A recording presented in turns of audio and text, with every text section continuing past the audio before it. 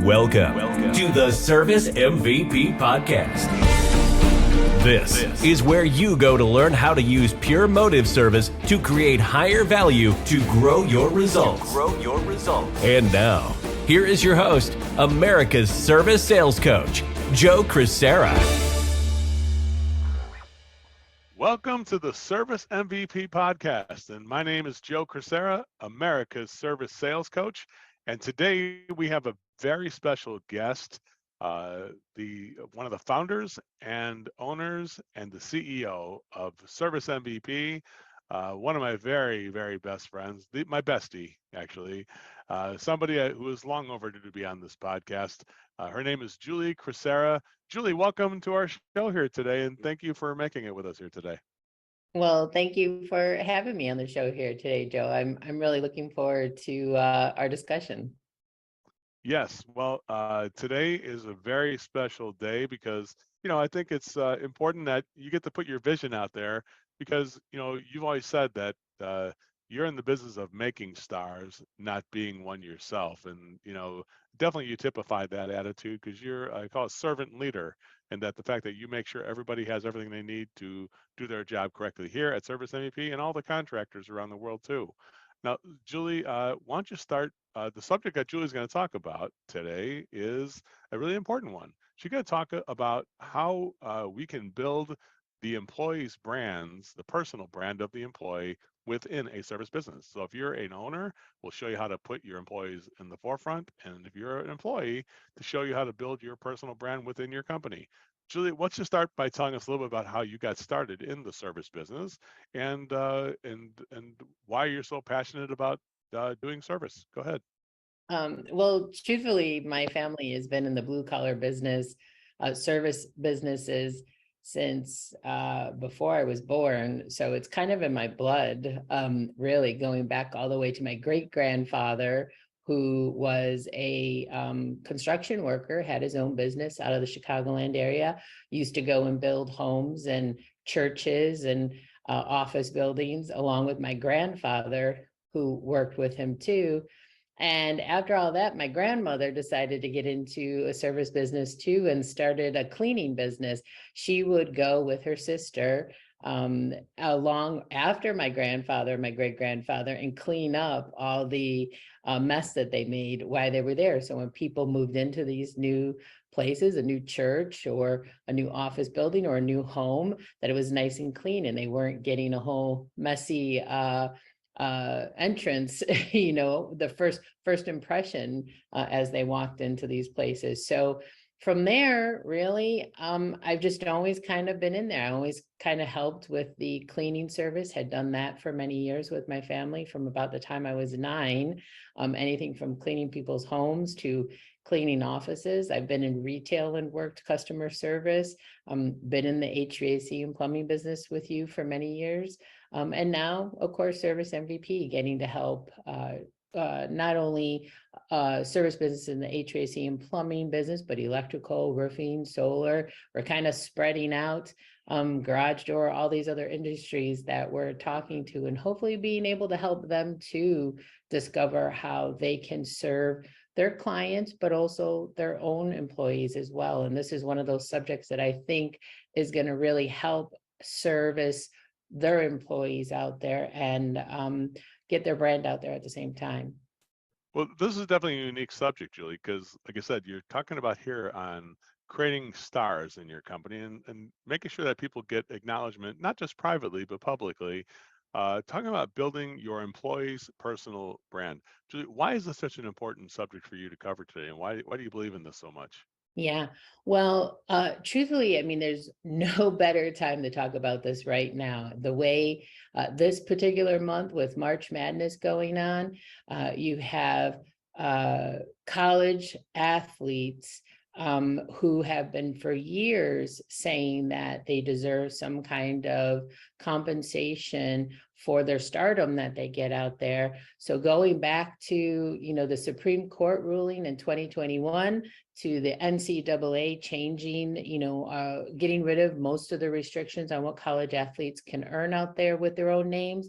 And now you have actually 2 House bills that are up for review right now currently. So there's really no better time, I think, to even, begin to think about this, as I'm sure a lot of people have. And as I was doing a little bit of reading, there was a head of brand marketing, Sam Weber at Open Doors, who said for 99% of the players in this tournament right now, like this week as March Madness started, this is the most marketable they will ever be for the rest of their entire lives. This is the opportunity when they get to show themselves off, show their skills off, and there are businesses lining up in order to look for that star that's going to break out. Anyone from Dunkin' Donuts to BMW to, of course, going back to Cheerios or any Wheaties, every single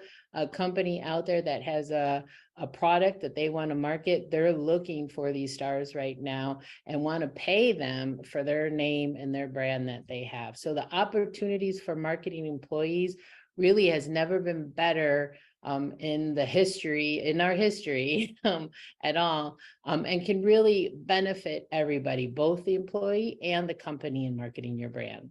Yeah, I guess that's the thing about it. The rising tide floats all the ships, right? If you have star players on your team and you're able to promote those star players, well, the team looks like a championship team. So, Julie, can you tell us why building employees' personal brands is important, not just to the employee, but also to the business? Tell me some of the benefits that you can get as a business owner, like we've done here. You've done a great job here of making sure people like Danny or Mike Busher or Mike, people here who work here, you've done a great job of putting them in the forefront of the stardom as well. Tell us why it's important to the business. How's the business benefit? Yeah, well, building the personal brands for employees really can be beneficial in several ways, right? And it's truthfully, it's a work in progress, because even myself have had some doubts about things. So, but first, it can really help establish the credibility and the expertise of your business in the industry that you're in. So for us, as you mentioned, Danny with us taking over the live events training, doing total immersion, doing the performance coach training, doing the CSR and dispatch boot camp training. If we were going to have him take over, we had to be able to show some credibility there that he has. And it's turned out that by helping build his brand, by getting his name out there in front of people, that's the best way to do that. And they love him. I mean, the benefit has paid off to the extent of we have certain clientele like Peterman Brothers, who is asking for Danny to do all their training for the rest of the year here in our Los Angeles branch. So building that brand really is going to establish the credibility and expertise. Second, it's going to help retain those talented employees, right? Danny is a talented person. Mike Busher is a talented person. Michael Munoz is a talented person. I want to keep them. Shreya, a talented person. I want to keep them here working for us forever if I possibly can. And this is one way that we're going to be able to show them that we appreciate them, encourage them to grow and to develop within our organization. And those are just a few of the people. I say that because of the forward-facing front kind of out there, but a few of the people. And then lastly, really, I think it helps create that, brand ambassadorship. I always kind of laugh at that word, the ambassadorship, because when I first started hearing it, I remember after hiring some people out here, a lot of them were brand ambassadors for different different soft drinks or remember we had one employee who had a girlfriend who we were always getting different products coming into us because she was changing jobs on who she was an ambassador for. It was like yogurt one day and some kind of soft drink the next day. But that brand ambassadorship to really help promote your business and bring in those new clients. And there's really no better way than in being able to create these personal brands within your company, right? There's the aha moment right there, right? Everybody, the golden nugget is that instead of having a watered down effect to say, hey, the whole company is an expert at something, it kind of waters it down. When you say this person is specifically an expert at this, what he does or she does, she's our customer service expert in a way. It holds a job standard that really the employee has to live up to. And number two, it tells you that the company's not afraid of making sure that you get to know our people, that our people we want you to get to know them, and we want to be transparent with the public. I think that's what everybody wants to know, is like, who is the person I'm hiring to come into my house or to work with my team. I think you've done a great job with that, Julie. So Julie, Well, oh, go ahead. I'm sorry, I'm going to add to that point there. I mean, that's a really good point that you're making there. And the truth is your employees are the ones who are right there in front of your customers. I mean, we know what happens when a customer complains. It always comes back to you owners in the company, but the employees are the first ones out there in front of those customers, whether you're in a service business or you're in a coaching business like ours. They're the ones out there. So they're the ones who are forward facing the customers every day. And those customers want to know that these guys are experts. And I'm going to bring out a fifth thing there too, which I didn't really think about before until we just started talking about it. But at some point, if you're looking to grow your business, you can't do it all, or you're looking to sell your business, you can't do it all. Your business is worth much less if I'm the only person in the business who can do everything. So if Joe Crisara was the only person who could teach total immersion, really, I don't know that we'd ever be able to get out of it then at any point, or even pass it down. Let's say we wanted to pass it down to Wyatt. We'd never be able to even do that, because once Joe Crisara goes, there'd be no one else to continue that work. So it's so important to develop your people, to be able to have them, to give them these personal brands in order just to keep the business going on, whatever your end game is, whether it's to keep it, to sell it, to grow it, to pass it on to children, whatever your end game is. If you're not developing those people internally and developing their own personal brands, you won't be able to really do that effectively in the long run. Amen. That makes basically, there's a financial reason, is the business is more valuable, and that's because when you have a team of stars, that's why the New York Yankees or those teams like that, the winning teams, are worth much more money than they get valuated as the other teams when they wind up passing it on to another shareholder or whatnot. Yeah. So Yeah, Julie, exactly. how can a business start building the employees' personal brands? If it is such a good idea to share that spotlight and put your team of stars in front of the public, how can we start doing that? Tell us a little bit about that. Well, I think the first step really is to identify the expertise of each employee, right? Each employee comes to us with some kind of a history, whether it's just their family history or their work history. I always think of Chris in this situation, our onboarding coach here, right? Chris came to us, and although he initially worked at a t-shirt shop, right, doing branding, t-shirts. He also had kind of a side gig doing his comedy on the side, right? He wanted to be a comedian, or at least, it was a hobby. I'm not exactly sure how far he was looking to take it offhand. And we're able to use that. We were able to identify it as he started working for us, that this was a huge strength for us. And him being able to come on, first what started as your assistant, right? But you had him kind of entertaining people when they would first get on the Zoom meetings, with you. Then we had him doing some filling in every once in a while. You had him do little segments here and there. He was emceeing at all of our, True Grit events over the years. Then, now to the extent of where he's the onboarding coach here and training other onboarding. He was onboarding coach and now training other onboarding coaches.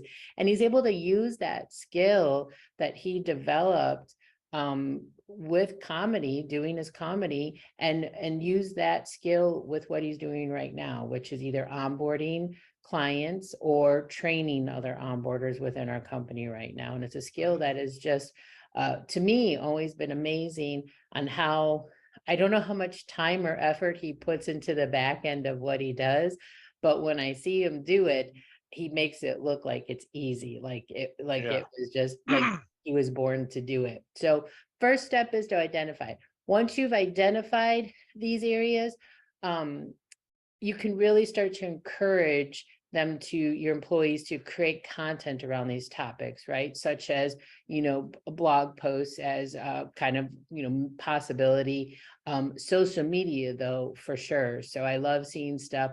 I love when our people are putting stuff on social media, on our page on social media, as well as their own page. And then you can also encourage them to speak at industry events. I know we had Shreya, who spoke at some industry events outside of Service MVP, but we brought our whole team to speak at the True Grit event that we just had, right? Because we want to try to help develop them, encourage them to get out there and be seen in front of our clientele. So, and then this, not only helps to build a personal brand, but also really helps to bring that recognition into the business that overall, everybody here knows the material, that if you have a question, you should be able to go to anyone here to ask it, or at least be able to be guided to the direct person in the company, right? Right. Julie, what kind of specific strategies can a business do to build the employees' personal brands? What kind of specific strategies do Yeah, you well, have for one them? strategy would just be offer the training and development opportunities for your employees, right? So to make sure that you're training, developing them in these areas to become expertise in certain areas. As I mentioned, even with True Grit, for us, when we started doing that last year, we started getting everybody involved. Maybe not in the speaking element of it. We had some people who were involved in it, but everybody getting involved in the actual escape rooms and the challenges that we did. And when they did that, that meant that they had to learn the material that we actually taught people at that time. So training, developing them, this is going to help them, of course, develop new skills and a knowledge base, which then they're going to be able to share with others. And then you can also encourage them to network, build relationships. I loved seeing how every one of our team members is able to talk and feel very comfortable with either, an event that we're at or the people that we bring here for our events. It's like, I can tell that either through osmosis or hopefully through the training that we're giving them, that it's really helping to increase their visibility and their credibility with our clients that we have out there and prospects as well. That's really great, Julie. Is there anything else you could think of that, that any other benefits we can get from that we can see as part of the culture? What do you think? Definitely. Well, you kind of hit the nail on the head there, because the other benefit really is creating that culture of innovation and creativity within your business. When employees are really encouraged to develop their own personal brands, then they're more likely to be engaged and be motivated in their work on a day-to-day basis, which of course is going to lead to that productivity and creativity. So, and it leads to them coming to us, with ideas or ways to put ourselves out there in front of customers. It doesn't mean everything has to come. That doesn't mean everything has to come for us, which is great because they're coming to us. Also doesn't mean we have to accept everything that they want us to do at this point either. But it's nice that the ideas are flowing there, and maybe from that we're able to build on some of that creativity that they have. Well, Julie, this is definitely a subject that I think appeals to everybody. With the TikTok generation, everybody sort of being a star, and we had Alicia here at our company. Was like, I didn't realize she was a TikTok star until I saw her. I'm like, whoa, I got to learn from her. She can teach me what we got to do. She helped me create my brand to be better based on what I saw her do, and I think it's a synergy that I think we can learn. We're trying to always train our employees, but sometimes when it comes to this element of stardom, with today's social media, sometimes the employees can teach us a few things. Julie, what do you think of that? Oh, I definitely. I mean, I'm the worst at social media, to be honest with you. So I'm always trying to call upon them to help me figure things out. Alicia, particularly, she is our one of the ones who is a star here when it comes to social media. So I love being able to ask them, what it is that we need to do to kind of stay I don't always know ahead of the curve on social media, but at least with the times of everything that goes on, because, that's a whole other element of it. It's like you can't always know everything as a business owner, and people are going to bring other things to you that you may not even be aware of out there that are going to be able to help your business get that brand awareness that you're looking for. Yeah, I think what does it say about your company when the biggest problem is recruiting other employees, when all the current employees are out there in public saying how much they love the place? How does that impact something like recruiting, Julie, would you say? Oh, definitely. I mean, when really right now we have no problem recruiting anybody because when somebody is interested in our business, they've seen how the rest of our employees are. It's one thing that we hear over and over again is how it seems like every employee just loves us. And in part, this is why, because we do in part let them go out there and be the star of service MVP from that standpoint. I know we like to joke, you're the Mickey Mouse, of the company, but we've created all these other brand characters out there too, who really are their stars in their own right. And they're the ones who are helping us attract and recruit other new employees, which gives us that ability to really kind of hand pick who we want to bring on and who we might not want to bring on, so that we can continue to develop and give the kind of service that we really want to give our clients out there with the people we know are going to be able to do that going forward. Well, Julie, thank you for being here today. Again, man, it's always amazing when the conversation goes by so quick like it did here today. Julie, any final thoughts and we'll wrap it up here? Well, I guess, my thought as far as wrapping it up is I know a lot of people will probably be afraid, to really try to develop brands within their company. But I think if you can get yourself past that fear, what you're really going to find, and I know one of the reasons they're afraid is because it is always hard to find employees out there. But I think if you can see fit to get past that fear right now and just do this, anyways, help develop these brands, what you're going to find is you're going to have much more loyal employees who are going to want to stay with you, who are going to help want to service those customers in the way that you want really to be serviced. And I always look at it like going back to my original comparison to college or March Madness this month in the NCAA. It's one of the longest fights that have been going on for forever, really, at this point, about paying college athletes. It's not that you have to pay your people extra money even to do this, but the fact that they have this opportunity to put themselves out there is really going to be beneficial to you and the company, and getting your brand out there and creating the loyalty, giving them the credibility that they need when they're in front of customers. And they're going to be much more confident and competent employees as well about what you're trying to, what your service is out there to the world, what kind of services you're going to provide out there. That's really some truth there, because I think a lot of times there's a negative impulse, like, what if they just build this star and they leave me? Well, I mean, if you're a college team, you don't mind if you're building stars because there's other stars coming in. Remember, like if we're good at building stars, don't worry. If one leaves, you can just build another one. That's you keep doing it over and over. It's like a cycle, everybody. It's not like something like that employee, has a birthright to stay here forever. We have to remember, if we build that brand and we make them better, remember, we're the ones who help build it, and that's going to be noticeable to the public, and also noticeable to other future employees. Julie, thank you so much for joining us here. Everybody, have a great one. We will see you on the next Service MVP podcast. Goodbye, everybody.